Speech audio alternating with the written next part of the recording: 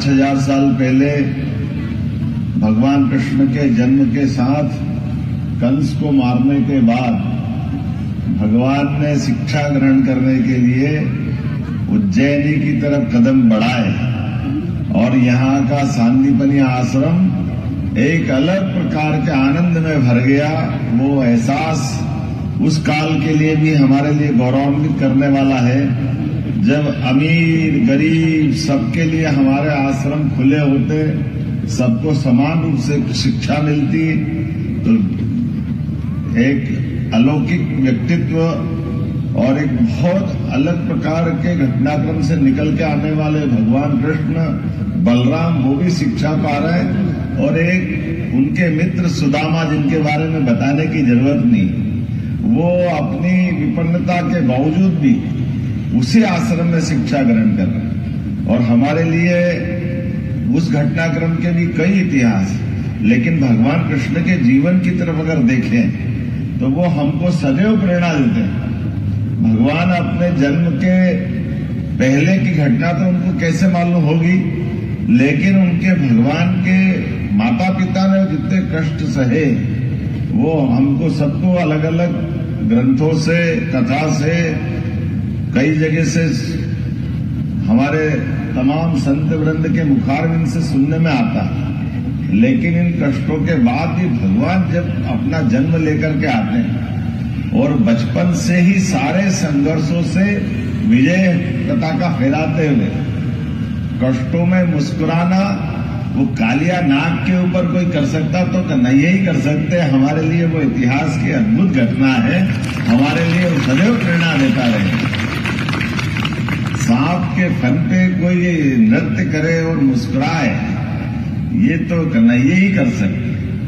और कंस को मारने के बाद कुर्सी के बजाय पढ़ने को महत्व देना, ये हमारे विद्यार्थियों के लिए, सबके लिए जीवन में सबक है कि वो न केवल शिक्षा के प्रति अपना भाव बढ़ाते हैं, बल्कि एक तरह से जब शिक्षा दिखती है तो कुर्सी भी तैयार थी, सिंहासन भी तैयार थी। वो कंस का राज्य भी छोटा मोटा नहीं था, लेकिन कुर्सी पे न बैठते हुए शिक्षा की महत्ता क्या है, और ये बता भी दिया उज्जैनी ने कि जब वो शिक्षा ग्रहण करने आए तो उज्जैन का विद्यार्थी एक आश्रम से, आचार्य सांदीपनी से शिक्षा ग्रहण करते हुए किस प्रकार का व्यक्तित्व दुनिया देखती है। और आचार्य सांदीपनी के शब्दों में कृष्णम वंदे जगत गुरु, अपने शिष्य को अपने सामने आचार्य के रूप में देखना, जगत गुरु की पदवी देना, ये केवल उज्जैन में सांदीपनी ऋषि कर सकते हैं, आचार्य कर सकते हैं। ये भी इतिहास न्याय बना है। अपना ही शिष्य, उसका बात का व्यक्तित्व दुनिया ने देखा है, लेकिन यही अपने जैसे हांडी में से चावल पहचान लेते हैं, ऐसे आचार्य ने अपने शिष्य को पहचाना, और जितना जो हो सकता है गुरु के पास वो सब भगवान कृष्ण को दिया। और भगवान ने भी वो शिक्षा की ऐसी गांठ बांधी कि बाद के कालक्रम में हमेशा सारी चुनौतियों के बीच मुस्कुराना भी, और अपने कर्तव्य के पथ से कर्म की तरफ, मौत के भय से दुनिया को निकाल कर, जीवन में जिसका जन्म हुआ उसकी मृत्यु तो निश्चित है, लेकिन अपने कर्म बात के आधार पर कभी मौत का कोई भय नहीं हो सकता। सदैव धर्म मार्ग के चलने के लिए, और उनके माध्यम से तो दुनिया ने भारत का यदा यदा ही धर्मस्य, ये जो भाव है कि जब जब धर्म की हानि होगी, अधर्म बढ़ेगा, तो हमारे यहाँ परमेश्वर स्वयं आएंगे, और परमेश्वर आकर के इस दुनिया में पुनः धर्म की स्थापना करेंगे, सत्कर्मों की स्थापना करेंगे, मानवता की स्थापना करेंगे, और सृष्टि के संचालन में हमारे उस मूल वेद वाक्य के आधार पर, जिसको हम वसुदेव कुटुंबकम के नाम से भी जानते हैं। इसलिए चाहे अर्जुन का मन का भय हो या नरकासुर का अन्याय हो, भगवान के साथ कई प्रकार के ऐसे घटनाक्रम जुड़े हैं जिसके आधार पर, और कई घटनाक्रम की तो जानकारी छूट ही जाती है।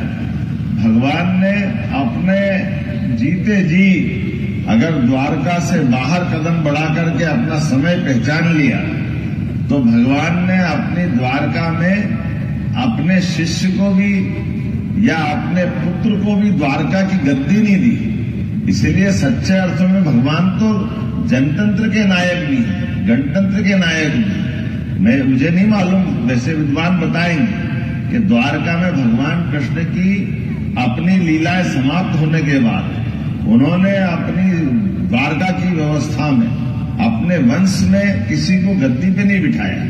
और ये बात उसी प्रकार से है जैसे महाभारत के भीषण युद्ध में भी सब जानते कि कृष्ण भगवान के होते हुए पांडव की जीत हुई, लेकिन इस जीत में अगर कोई ध्यान से देखे तो ध्यान से क्या दिखता है, एक तरफ कौरवों की सेना है, एक तरफ पांडवों की सेना है।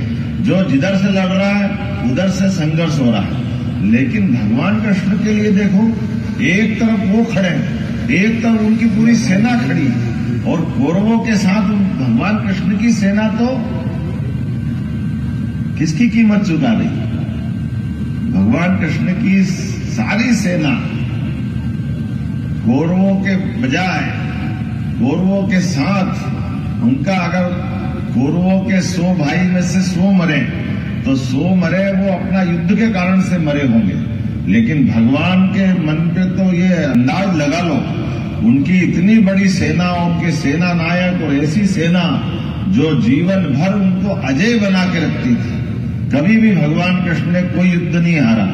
ऐसे में उनके सारे सेना नायक सेना कौरवों के साथ अपना जीवन पूरा करती गई।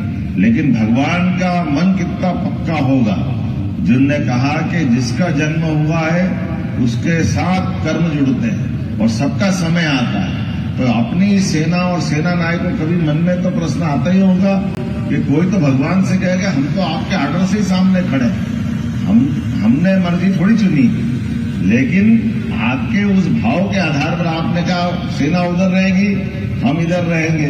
उन्हें तो आर्डर का पालन किया, लेकिन भगवान के रथ संचालन करते करते उनके बड़े बड़े सेना नायक भी अगर शरीर छोड़ रहे होंगे तो भगवान की तरफ निगाह से देख रहे होंगे, भगवान के मन पे क्या बीत रही होगी।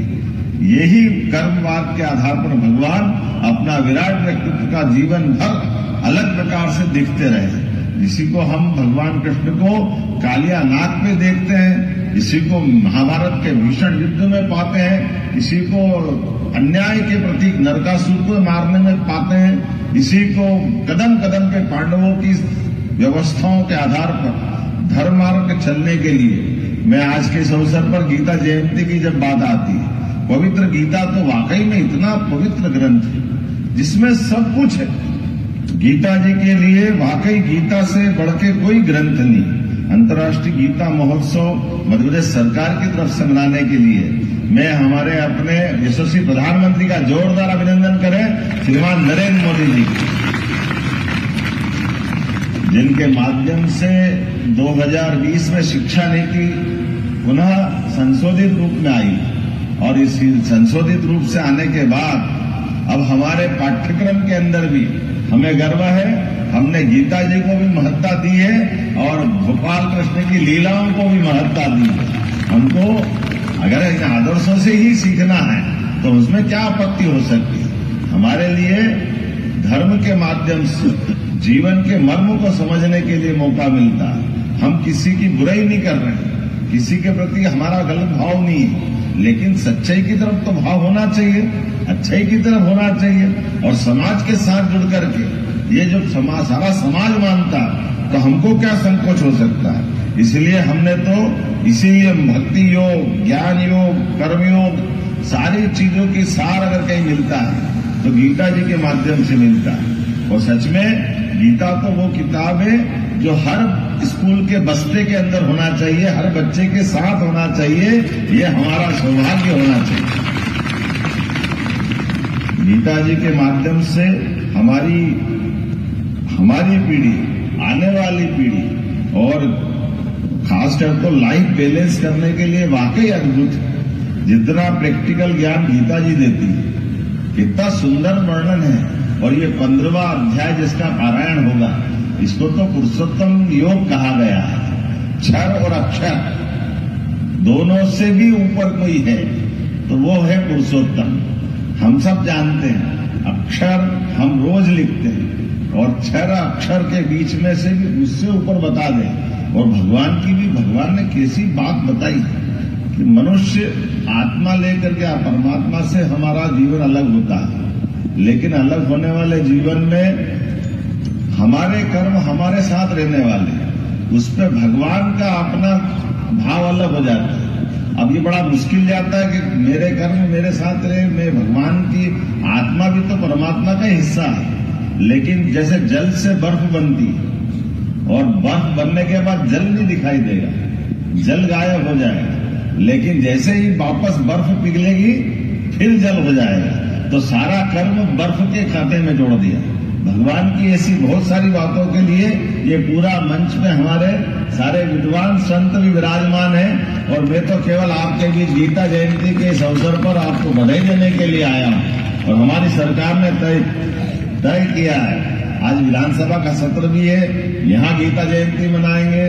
भोपाल में भी दोपहर 2 बजे गीता जयंती के कार्यक्रम में शामिल हुआ और शाम को इंदौर में गीता जयंती के साथ हमने तय किया कि हर नगर निगम, नगर पालिका, नगर परिषद, नगरीय निकायों में गीता भवन बनना चाहिए। तो आज गीता भवन की सौगात मध्य प्रदेश को मिलेगी। हमारे इंदौर राजवाड़े के पास ये गीता भवन की सौगात के माध्यम से हमारी सभी प्रकार की गतिविधियों का संचालन करने के लिए गीता भवन से अच्छा कौन सा भवन हो सकता है, जहां पर हम अपने ऐसे सभी प्रकार के विचारों का प्रभाव भी देखेंगे। बच्चों के साथ साथ और भी बहुत सारी गतिविधियां चलेगी, लाइब्रेरी होगी, कंप्यूटर साइंस की शिक्षा की व्यवस्था होगी। कई कारण से इन सारी बातों को करने के लिए आज मैं आपसे थोड़ा जल्दी बोलते हुए विनम्रता के साथ आ जाने की अनुमति भी चाह रहा हूं, क्योंकि मुझे यहां से तुरंत विधानसभा के लिए 1 घंटा तो हेलीकॉप्टर ले ही लेगा और वहां से विधानसभा तक पहुंचने के लिए हर हालत में 11 बजे के पहले मुझे पहुंचना रहेगा।